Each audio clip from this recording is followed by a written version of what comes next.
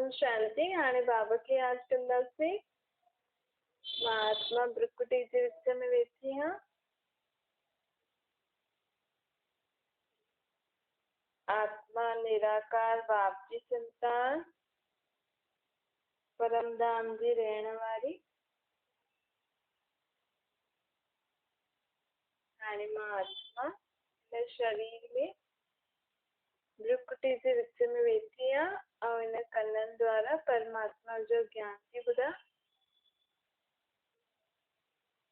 ओम शांति। अॼु मिठा मिठा श्री बाबा ब्रह्मा जे तन द्वारा चवनि था, मीठे मीठे बच्चे, हाणे इन दुनिया में संगम जो समय थो हले।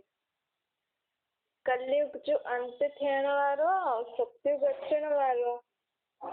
हिन संगम युग ते परमात्मा नर्क खां अर्थात कलयुग खे स्वर्ग ठाहिण लाइ मथां खां हेठि ईंदा आहिनि। लेकिन परमात्मा जॾहिं ॿी कोई आत्मा मथां खां हेठि ईंदियूं आहिनि त पंहिंजे शरीर सां गर्भ में ईंदियूं आहिनि। लेकिन परमात्मा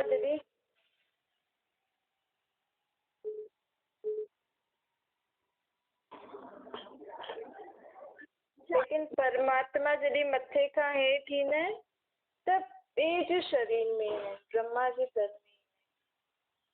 परमात्मा ब्रह्मा जे तन में अची करे नए धर्म नए युग जी स्थापना करनि था। हाणे उहो समय थो हले। दुनिया में जेतिरा बि धर्म स्थापन थिया आहिनि, चाहे सिख, ईसाई, इस्लामी, बौद्धिक, चाहे सन्यासियुनि जो धर्म स्थापन थियो द्वापर युग खां, लेकिन सभु जेका बि आत्मायूं धर्म स्थापन करण मथां खां हेठि ईंदियूं आहिनि न, वो पहिरियों ॿिए जे शरीर में ईंदियूं आहिनि। पोइ धर्म स्थापन करे पोइ पंहिंजो नयो शरीर वठंदियूं आहिनि।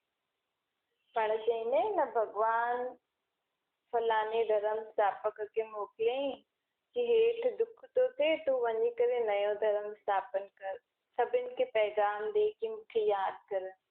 पर बाबा चए थो, ईअं कंहिंखे चईंदो न आहियां। मथां खां पंहिंजे पाण ई आत्मा हेठि ईंदी आहे। सिर्फ़ धर्म स्थापकनि जी आत्मायूं ॿिए जे शरीर में ईंदियूं आहिनि, पंहिंजो शरीर पहिरियों न वठंदियूं। ये जेकी इस्लामी, बौद्ध, ईसाई, सिख धर्म, सन्यासियुनि जो धर्म, जे बि धर्म स्थापन कयो, उन्हनि जे बि शरीरनि खे असां हाणे यादि था करूं। जे क्राइस्ट जो जेको शरीर आहे, गुरु नानक देव जो जेको शरीर आहे, शंकर देव जो जेको शरीर आहे, इस्लामियुनि जो जेको बि धर्म स्थापक आहे, इब्राहिम जो जेको शरीर आहे, बौद्ध जो जेको शरीर आहे, जेके बि माण्हू मूर्ति ठाहे करे यादि था करनि न, उहो हुन आत्मा जो शरीर न आहे। उन शरीर में उहो धर्म स्थापन करण आत्मा आई। अर्थात इब्राहिम, बौद्धिक, जीसस क्राइस्ट, गुरु नानक देव जी आत्मा, शंकराचार्य जी आत्मा हुन शरीर में अची करे धर्म स्थापन करे पोइ पंहिंजो ॿियो शरीर वरितो अथनि। पाण त हुन शरीरनि खे त यादि करो कि ये फलानो गुरु नानक आहे, ये इब्राहिम आहे, ये बौद्ध आहे। लेकिन बाबा चए थो, धर्म स्थापक जॾहिं मथां ईंदी आहे न त पहिरियों दुख न भोगदी आहे। कोई बि आत्मा मथां खां हेठि ईंदी आहे पंहिंजो पाठ वॼाइण त दुख न ॾिसंदी आहे। माण्हू चईंदा आहिनि कि क्राइस्ट खे बि क्रॉस ते चढ़ाया आहिनि, गुरु नानक देव जी एॾा दुख ॾिठा आहिनि, इब्राहिम एॾा, बौद्ध एॾा दुख ॾिठई। पर बाबा चए थो कि वो जेकी बि जंहिंजो शरीर तव्हां यादि था करो, जंहिंजे शरीर जी जीवन कहानी असां ॿुधूं था, लेकिन उहा हुन गुरु नानक या इब्राहिम हिन धर्म स्थापकनि जो शरीर न आहे। उन्हनि त मथां खां हेठि अची करे धर्म स्थापन करे पंहिंजो सुख जो पाठ पहिरियों बजाइनि। ईअं ई परमात्मा अहिड़ी आत्मा आहे जो धर्म स्थापन करण त आई आहे मथां खां हेठि आदि सनातन देवी देवता धर्म जी। लेकिन बाबा चए थो, मां सिर्फ़ धर्म स्थापन करण लाइ इहे शरीर जो लोन वठंदो आहियां।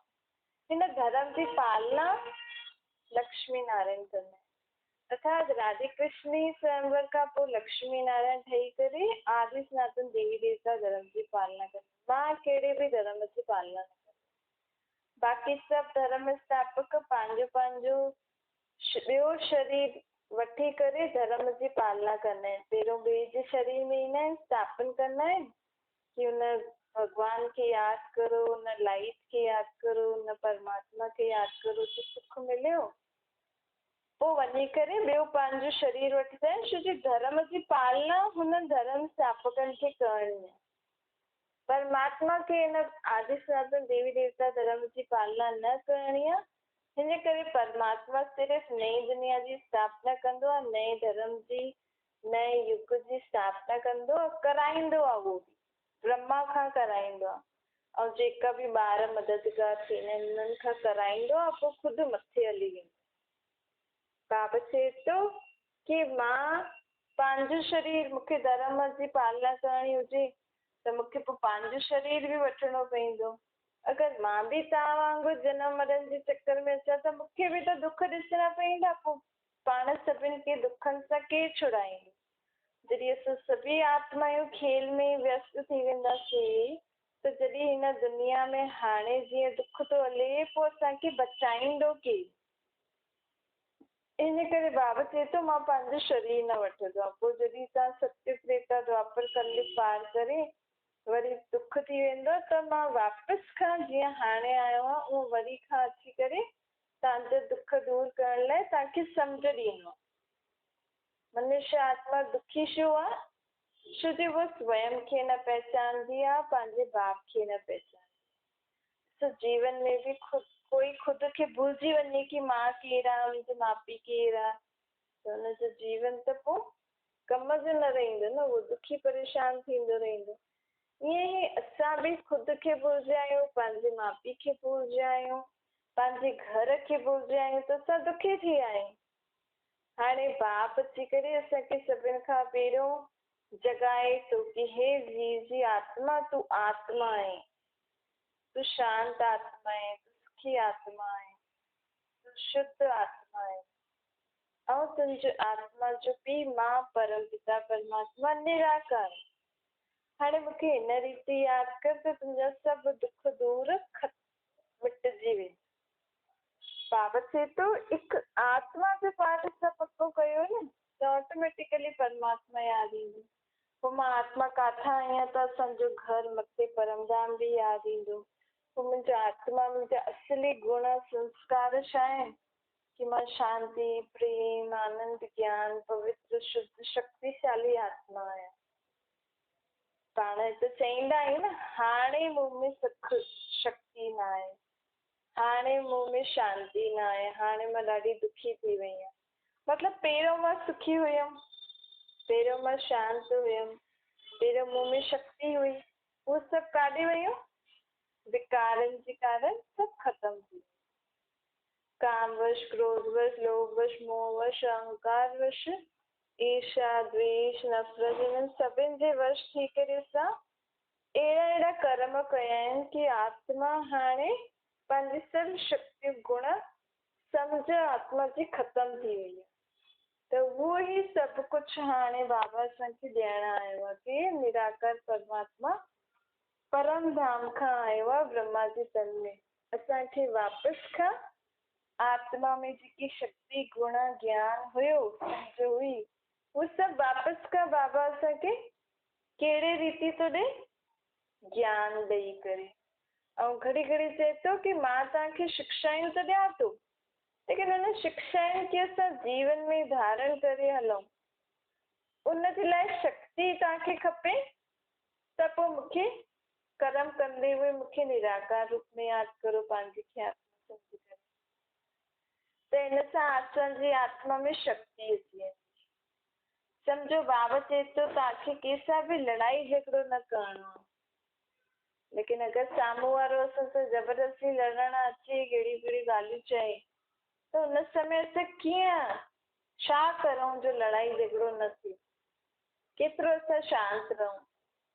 त बाबा चए थो मां सिर्फ़ु चवां नथो, मां तव्हांखे हुन सां गॾु हिकु विधि बि थो ॿुधायां। कहिड़ी विधि आहे? कि अॼु मां तव्हांखे सेखारियो कि तव्हांखे कोई कुझु बि करे, मारे बि त बि तव्हां क्रोध न कजो, हुन सां कुछ बहस न कजो, कुछ लड़ाई झगड़ो न कजो, उनखे मारजो न, पंहिंजे मन में भी उनजे लाइ बुरो न सोचो। त एतिरी शक्ति कीअं ईंदी? जॾहिं मां हाणे खां ई परमात्मा खे निराकार रूप में यादि कंदमि ऐं अंदर ई पक्को कंदमि कि मूंखे हाणे कंहिंजे लाइ बि बुरो न सोचणो आहे, लड़ाई झगड़ो न करणो आहे। कोई पुत्र भी मूंखे परेशान करे पर मूंखे लड़ाई झगड़ो न करणो। ऐं बाबा खे मां यादि कंदी रहियमि पोइ बाबा जी शक्ति मूं में ईंदी वेंदी। पोइ जॾहिं बि अहिड़ी कोई ॻाल्हि थी वई जीवन में अॻियां बि, त इहा जेकी शक्ति मां सॼो ॾींहुं यादि करे पंहिंजे अंदरि भरां थी न, इहा शक्ति उन समय कमु ईंदी। असां चऊं कि ठीकु आहे, असांखे चयो अथई बाबा कि ईअं न करो, त ठीकु आहे, न कंदासीं। पोइ असां ॻाल्हि खे भुलिजी वियासीं, बाबा खे यादि ई न कयो। उन समय असांखे माण्हू लड़ाई झगड़ा करनि था, असां पंहिंजे पाण खे कंट्रोल करण जी कोशिशि था करूं, लेकिन थियो ई नथा, छोजी आत्मा में शक्ति ई न आहे। पहिरियों खां ई शक्ति भरणी आहे न। जीअं फोन खे हलाइणो हूंदो आहे या कोई बि अहिड़ी चीज जेकी चार्जिंग सां हले, हुनखे पहिरियों खां ई चार्ज करे रखंदा आहियूं। ईअं थोरी जॾहिं कमु अचे तॾहिं बटन में लॻाए करे हुनखे चार्ज करो, कमु करो। पोइ बाबा चए थो उहो त पोइ थी न पईंदो न, कॾहिं लाइट अचे थी, नथी अचे, कॾहिं स्विच ख़ाली आहे, न ख़ाली आहे। त इन करे पहिरियों खां ई बाबा खे यादि करे बाबा जेकी जेकी ॻाल्हियूं असांखे चए थो उहो पंहिंजे अंदरि हुनजे लाइ शक्ति भरंदा रहो। हाणे बेहद जो बाप बेहद जे ॿारनि खे, बेहद अर्थात विश्व जी सर्व आत्माउनि जो बाप, विश्व जी सर्व आत्माउनि खे शिक्षा ॾियण आयो। ॾिसो लौकिक बाप बि त जेको शरीर जो बाप हूंदो आहे उहो बि त ॿारनि खे शिक्षा ई ॾींदो आहे न, उन्हनि खे संभालंदो आहे, उन्हनि जी पालना कंदो आहे। लेकिन उन्हनि जे बि मन में आश हूंदी अथसि कि ॿारनि खे संभालूं था, करूं था, इहे असांखे सुख ॾींदा, ख़ुशी ॾींदा, धन कमाए ॾींदा, रोटी पाणी ठाहे ॾींदा। लेकिन हिते परमात्मा खे असां सां कोई आश न आहे। बाबा चए थो मां जो तव्हांजी पालना करां थो, तव्हांखे शिक्षाऊं ॾियां थो, तव्हांखे वस्तु ॾियां थो, मां कॾहिं बि ईअं न सोचंदो आहे कि हिन जे बदिले तव्हां मूंखे सुठी रोटी ठाहे ॾियो, सुठो भोग लॻायो या मुंहिंजा गीत ॻायो या मूंखे अहिड़ा कपिड़ा ऐं ईअं सभु करो, मुंहिंजा मंदिर ठाहियो, ईअं करो। छो जे परमात्मा खे त ख़ुदि जो शरीर न आहे। इहे त असां ई ख़ुदि जे मन जे हिसाब सां ई, ख़ुदि जे हिसाब सां ई असां हेॾा मंदिर आदि ठाहे करे, भक्ति जी सामग्री ठाहे करे सभु करूं था।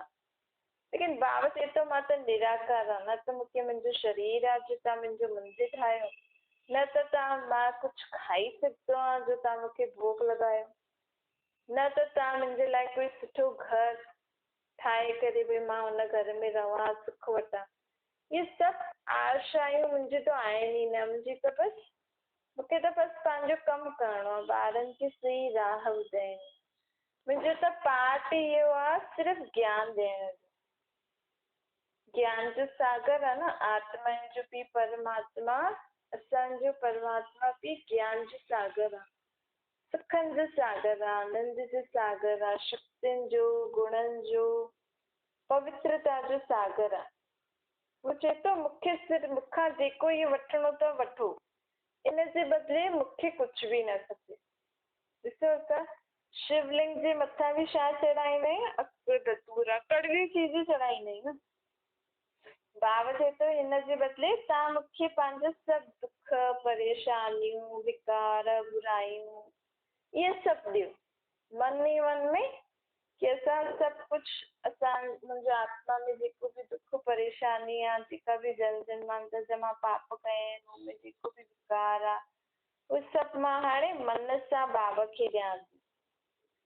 पोइ हाणे वरी कॾहिं बि तव्हां वटि अहिड़ी कोई ॻाल्हि अचे दुख जी, बुराइनि जी, अहिड़ी कोई ॻाल्हि, त तुरंत यादि कजो कि मां त इहा पंहिंजे बाबा खे ॾेई छॾियो, हाणे इहा मुंहिंजी चीज़ न आहे। बाबा चए थो इन रीति ख़ुदि खे हल्को करे हलो, ऐं असांखे पंहिंजो तन मन धन जेको बि आहे उहो बुद्धि सां, मन बुद्धि सां बाबा खे ॾियणो आहे। कि हाणे इहे तन बि मां बाबा जे चए ते हलाईंदमि, जीअं बाबा चए तीअं हले। मन में बि बाबा जेकी ॻाल्हियूं चए मन बि ओड़ो वीचार करे, तन धन भी मां परमात्मा जे श्रीमत अनुसार ही कार्य में लॻाईंदमि। बाबा चए थो पंहिंजो धन असांखे अहिड़े वेड़े कम में न लॻाइणो आहे जंहिंसां असांजे मथां पाप चढ़े। सम्झो तव्हां धन खे कंहिंखे ॾिनो, हुन वञी करे ॿियो ग़लति कमु कई त हुन सां असांजे मथां पाप कर्म चढ़ंदो, पाप जो बोझो चढ़ंदो। इन करे धन खे बि असांखे परमात्मा जी श्रीमत अनुसार, भई इहो धन बि हुन परमात्मा जो आहे, मूंखे हिनखे उनजी श्रीमत अनुसार ही हिन धन खे कम में लाइणो। परमात्मा जे ॿारनि जे लाइ ही सुठे कमनि में इहे धन खे कार्य में लॻाइणो। चईंदा आहियूं न तन मन धन तुंहिंजो थी, लेकिन अञा ताईं त असां अहिड़ो सोचियो न कोई बि धन में कमी थी अचे, तन खे कुझु थिए थो, मन में अहिड़ा वीचार था अचनि त दुखी परेशान त असां था थियूं। जॾहिं तन मन धन तुंहिंजो थी त हिन शरीर में कुझु बि थिए थो त हुनखे ॿुधायो न। धन में कमी थी अचे या कोई बि ॻाल्हि थी अचे त हुनखे चओ तव्हांजे घर में धन जी कमी आहे, ईअं आहे उअं आहे, तव्हां छो था टेंशन खणो। मन में व्यर्थ वीचार अलाए कहिड़ा कहिड़ा वीचार था अचनि त हुनखे ॿुधायो न, परमात्मा खे ॿुधायो न। जॾहिं असां भक्ति मार्ग में चऊं था त उहो प्रैक्टिकल करणो खपे। असांजी कथनी ऐं करणी बराबरि हुजणी खपे। दुनिया में माण्हू भक्ति में ॾाढो कुझु चवनि था ईअं आहे ईअं आहे, लेकिन करण वक़्तु सभु कुझु पंहिंजे मथां खणी वेठा आहिनि। चवनि था सभु तुंहिंजो थी, उन ई असांखे पैदा कयो अथई, जेको हुनजो हुकुम उहो चईंदो त कंदासीं। वरी तव्हांखे दुख थो परेशानी थिए थी, कुझु कमु नथो थिए त तव्हां छो त परेशान थियो। जॾहिं हुनजी मर्ज़ी त हुनजी मर्ज़ी, ठीकु आहे थियो त थिए, हिन में असांखे परेशान बि न थियणो खपे। त संत कथनी ऐं करणी ते असांखे ध्यानु ॾियणो आहे। असां सोचूं कुझु ॿियो था, चऊं कुझु ॿियो था ऐं करूं कुझु ॿियो था। आत्मा खे ख़ुदि जे मन बुद्धि कर्मेंद्रियनि ते कंट्रोल न आहे त असां पंहिंजे घर गृहस्थी ऐं धंधे रोड़ी खे कीअं संभाले सघंदासीं। असां में ख़ुदि में एॾियूं सारियूं खामियूं आहिनि, असां ख़ुदि खे नथा सुधारूं। उहो ई अगरि ॻाल्हि ॿार थो करे त या ॿियो कोई थो करे त हुनजे मथां असां अधिकार सां हुननि खे डांटूं था, मारूं था। पहिरियों असां ख़ुदि खे परिवर्तन करूं। त बाबा चए थो हाणे स्व आत्मा खे पंहिंजे मन बुद्धि ऐं कर्मेंद्रियनि जे मथां कंट्रोल खपे। पोइ तव्हांजी गृहस्थी धंधो रोड़ी ॾिसो कीअं कंट्रोल सां थो हले। पहिरियों आत्मा स्व ते राज्य करणु सिखी वञे न त ऑटोमेटिकली हुनजो सभु कमु ॾाढो सुठी रीति सां हलंदो आहे। हाणे त दुनिया में कई प्रकार जा दुख आहिनि न। बाबा चए थो केॾी वेही करे लिखो कि हर दुनिया में हर हिकु मनुष्य आत्मा खे केतिरे प्रकार जा दुख आहिनि। एॾे प्रकार जा दुख मनुष्य आत्मा ख़ुदि जे मथां खणी वेठी आहे। त आहे एतिरी नंढी सी आत्मा, एॾे वॾे शरीर खे हलाए थी ऐं एॾा दुख पंहिंजे मन में रखी वेठी आहे त कीअं हुनजो जीवन सुखी थींदो। इन करे पंहिंजे सर्व प्रकार जा दुख असांखे हाणे कंहिंखे ॾियणो आहे, परमात्मा खे। असांखे सदा ख़ुशि रहणो, सर्व ज़िम्मेवारियूं हुनखे ॾेई करे असांखे ख़ुशि रहणो आहे। जीअं नंढो ॿार छा कंदो आहे, कोई बि ॻाल्हि हूंदी आहे बसि मम्मी पापा ईअं थी वियो, हुन खां पोइ उहो आराम सां खेॾणु लॻी वेंदा। हुनखे कुझु सुधि न हूंदी अथसि, कोई टेंशन न। माउ पीउ खे ॾेई करे हुनजा माउ पीउ चिंता था करनि, उहो ॿार खेॾे। ईअं ई परमात्मा चए थो हाणे मां हिन धरती ते आयो आहियां त मूंखे तव्हां पंहिंजो सभु दुख परेशानी ॾियो ऐं तव्हां ख़ुशि रहो। जेतिरो ॿार ख़ुशि रहंदो आहे, ॾिसो घर में बि ॿार ख़ुशि रहंदो आहे, मस्तु रहंदो आहे, खेॾंदो खाईंदो पीअंदो त सभिनि खे सुठो लॻंदो आहे न, माउ पीउ खे बि सुठो लॻंदो आहे। त उहो ई परमात्मा खे बि कहिड़ा ॿार कशिश कंदा आहिनि। परमात्मा बि कहिड़े ॿारनि खे यादि कंदो आहे, जेका ॿार सदा ख़ुशि रहनि। छो जो हाणे त सभु पतो आहे न असांखे, असां हीअ खेल था खेॾूं, ऐं जेको बि जीवन में दुख सुख अचे थो उहो असांजे कर्मनि अनुसार ई आहे। ऐं असांजो उहो सभु दुख सुख सभु कुझु बोझ असांजो खणण लाइ परमात्मा अची वियो। चलो पहिरियों त पतो न हुयो, हाणे त पतो आहे न आत्मा जो पीउ परमात्मा आहे। उहो चए थो मूंखे सभु कुझु ॾियो, त हाणे असांखे उहो सभु कुझु हुनखे ॾेई करे ख़ुदि ख़ुशि रहणो। पोइ परमात्मा जी मदद बि हुन ॿार खे आपे ई मिलंदी आहे। असां सॼो ॾींहुं रोईंदा रहंदासीं, चिंता कंदा रहंदासीं, त असां परमात्मा जी मदद जेकी उहा मदद असांखे ॾियणु चाहींदो आहे न, उहा असां मदद कैच न करे सघंदा आहियूं। ॾिसो ॿार बि अगरि सॼो ॾींहुं दुखी परेशान थिए त माउ पीउ बि चईंदा न असां छा करूं, हिनखे हिन लाइ इहो कयो उहो कयो उहो कयो, इहो मञे ई नथो, हिनखे अलाए छा खपेसि, मन में अलाए छा ठाने वेठो आहे, सम्झ में नथी अचे। ईअं ई परमात्मा असांजी मदद करणु चाहे थो, लेकिन असां अलाए कहिड़ी कहिड़ी ॻाल्हियूं सोचे करे, अलाए छा छा सोचे करे ख़ुदि ई दुखी परेशान था थियनि। त असांजी मदद कीअं करेव? असांजो मन बुद्धि त ख़ाली हुजे न। असां सॼो ॾींहुं मन बुद्धि में उहो ई उल्टी सिधी ॻाल्हियूं सोचूं था, त परमात्मा बि पंहिंजी शक्ति असांखे कीअं ॾे, पंहिंजी सम्झ असांजी आत्मा में कीअं भरे। हिन करे सदा पंहिंजे मन बुद्धि खे दुख परेशानी सां ख़ाली करो, हुनखे पंहिंजे मन जी सभु ॻाल्हियूं ॿुधाए करे तव्हां कोई न कोई ख़ुशी जी ॻाल्हि सोचे करे उहो ख़ुशी में रहो। पोइ ॾिसो तव्हांखे आपे ई परमात्मा जी मदद मिलंदी। हाणे परमात्मा असांखे पूरे 21 जन्मनि जे लाइ वरसो ॾियणु आयो। हिकु इहो जन्म ऐं सत्य त्रेता ॿ युग। नयो जेको धर्म स्थापन थो थिए सतयुगी में आदि सनातन देवी देवता धर्म में मनुष्य आत्माउनि खे उन्हनि जे लाइ वरसो ॾियणु आयो आहे। जेके बि आत्मायूं हुन धर्म में वेंदियूं हुन दुनिया में वेंदियूं, छो जो हितां जो धन त असां खणी न वेंदासीं न। भई हिते त जॾहिं वॾा शरीर छॾंदा आहिनि त नंढनि खे वरसो मिलंदो आहे, उहा ई पीढ़ी हलंदी ईंदी आहे। लेकिन हाणे त सभु कुझु ई ख़तमु थियण वारो आहे। हितां जो धन संपत्ति घर वग़ैरह पूरी दुनिया, हिकु न इहे सिर्फ़ु भारत या विदेश न, पूरी दुनिया ई ख़ाली थियण वारी आहे। त पोइ असां जॾहिं नई दुनिया में ईंदासीं त असांखे केतिरो धन मिलंदो? असांजो त कोई पूर्वज वॾा आहिनि जो धन रखी आहे। इन करे परमात्मा हाणे चए थो मां हाणे सभिनि खे वरसो थो ॾियां।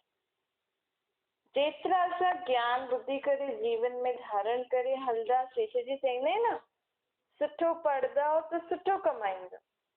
ॾिसो अॼु कंहिं वटि बुद्धि में ज्ञान सुठो आहे, सम्झ सुठी आहे, ऐं उहो वञी करे कंहिं कंपनी में इंटरव्यू ॾे, हुन खां क्वेश्चन्स वग़ैरह पुछे, हुन सुठी रीति आंसर कई, त हुनजो जेकी सम्झ जे हिसाब सां हुनखे पैसा था मिलनि।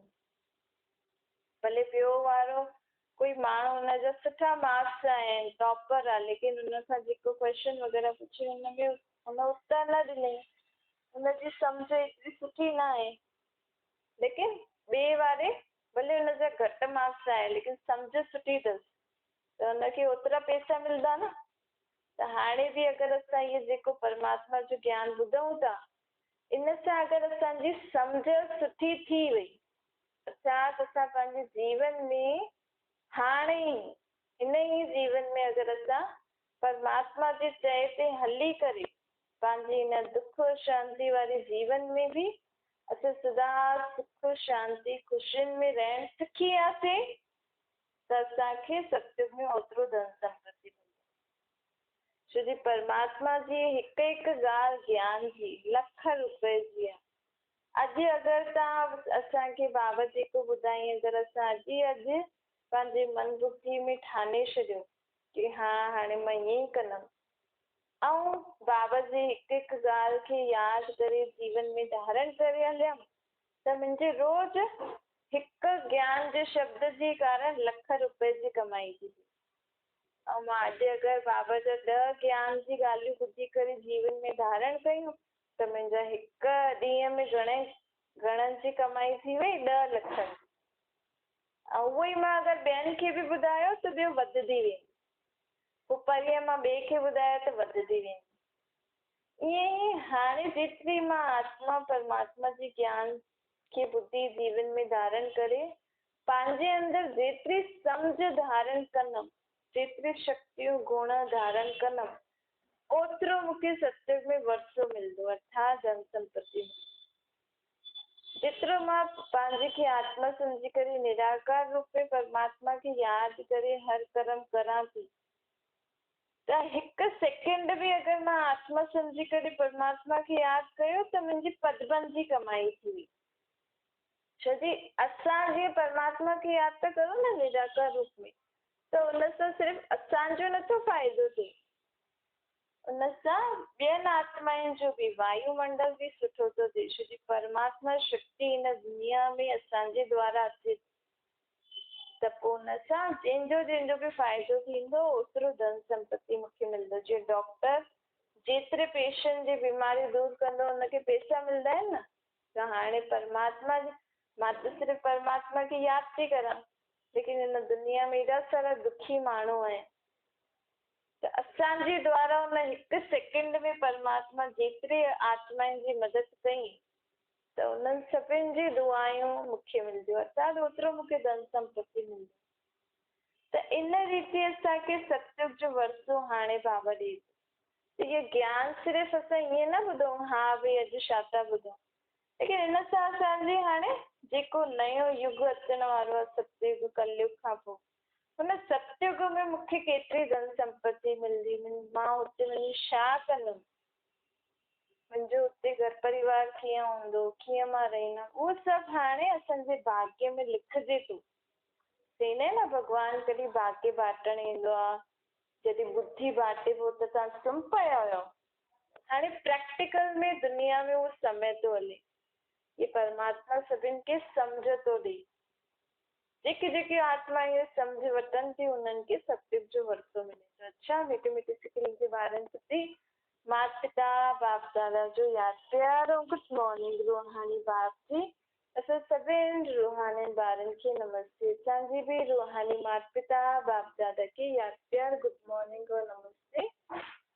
वरदान आहे, हिन दुनिया में रहंदे हुए बि व्यक्त भाव खां मथे रही फरिश्ता ठहिण वारा उड़दा पंछी सर्व बंधननि सां मुक्त था। फरिश्तो केरु हूंदो आहे? जेको धरती जी आकर्षण सां परे रहे। असां बि हिन दुनिया में त रहूं ई था, लेकिन असां देह जी संबंध, देह जी पदार्थ वस्तु आदि जेकी बि आहिनि इन्हनि सां मोह कढी करे रहूं, अर्थात इन्हनि खे सभिनि सां संबंध निभाईंदे हुए सभु चीजुनि खे यूज़ कंदे हुए बि इन्हनि चीजुनि न संबंधनि में असांजो लगाव न हुजे। असां सभु कुझु परमात्मा जो सम्झी करे इन्हनि खे कार्य में लॻायूं। ये परमात्मा जो ॿार, ये परमात्मा जो घर आहे, ये परमात्मा जी सभु चीजूं आहिनि। त हिन सां छा थींदो, असां हिते रहंदे सभु कुझु कंदे हुए बि लगाव मुक्त थी वेंदासीं, बंधन मुक्त थी वेंदासीं। छो जो सभु कुझु परमात्मा जो आहे। असां जेको बि कर्म करूं था सुठो या ख़राबु थियो हुनजो ज़िम्मेवार कोई आहे? परमात्मा। त असांखे थी वियासीं फरिश्ता। स्लोगन आहे, असंभव खे बि संभव करे सफलता जी अनुभूति करण वारा सफलता जो सितारा ठहूं। जीवन में कोई बि ॻाल्हि अचे थी, लेकिन असांजे लाइ असां हर असंभव ॻाल्हि खे बि संभव करे सघंदा आहियूं। छो? अगरि मूंसां गॾु सदा निराकार परमात्मा आहे त मुंहिंजे जीवन में कोई बि असंभव ॻाल्हि थी ही न सकती आहे। परमात्मा जी यादि में असां कोई बि कर्म करूं त उहो संभव थी सघंदो आहे। अच्छा